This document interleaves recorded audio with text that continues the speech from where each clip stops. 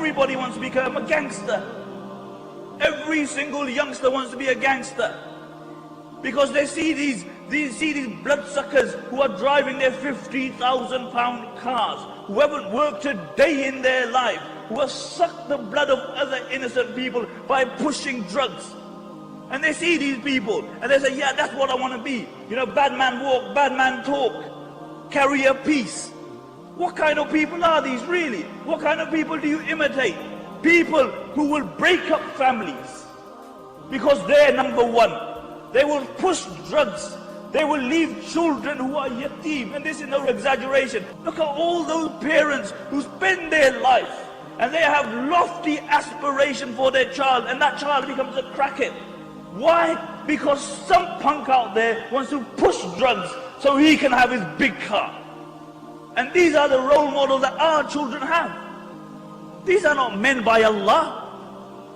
Men by Allah is what the Prophet ﷺ defined as a man. He was speaking to the Sahaba and he asked them, who is the strongest? And the Sahaba said, it's him who can overpower him. It's him who can overpower him. The Prophet ﷺ said, it's not them. It's that man that when he becomes angry, he can control his anger. He can control his anger. Because it's easier to punch out somebody's life than to forgive that person. A large percentage of young Muslims said the Imam is totally clueless about our society. And that's what we want to turn around tonight, inshallah. That there's some Imams, we're not clueless, we're on the road just like you're on the road. But our way on the road is different from the road you're upon. Has it not become, unfortunately, a common trend that Muslim youth, they drink alcohol, whatever the names may be, whiskey, brandy, rum, vodka, beers, ale, whatever it may be. Common practice that Muslims get drunk, get legless, can't find their way home, abuse other Muslims while they're making their way home. At least some people, when they used to drink, they used to drink in secrecy, drink in the privacy of their own homes. But now we find that people out in the open, behaving like disbelievers. But then some Muslims may say, well, you know, I don't drink alcohol. I take some mild substances. I smoke drugs.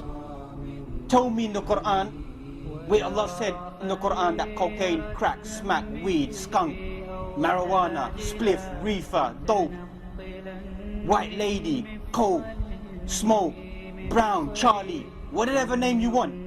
People say to me, give it to me from the Quran and I'll give it up today in my life. Man taking heroin, lying on the floor like a dog, addicted to heroin, lying on the floor, picking up cigarette butts, chewing them because he's become a skaghead. That's how low our community's fallen down. When you see your own brother falling on the floor, picking up small cigarette butts, begging from another Muslim to go get another wrap to inject themselves.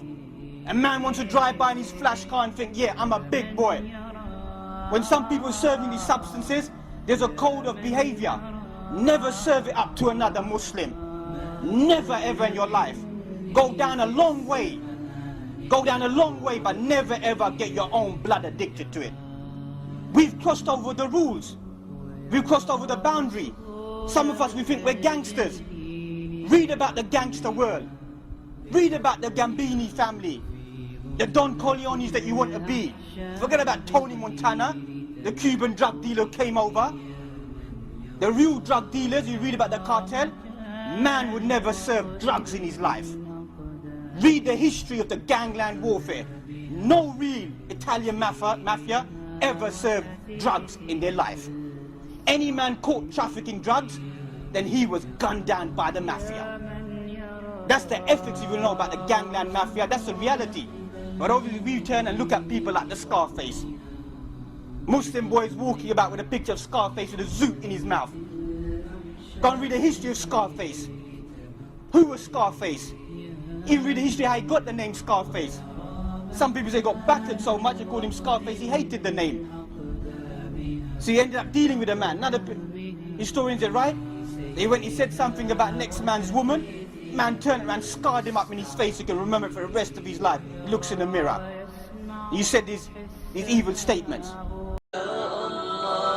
لبيك اللهم لبيك لبيك لا شريك لك لبيك إن الحمد والنعمة لك والملك لا شريك لك لبيك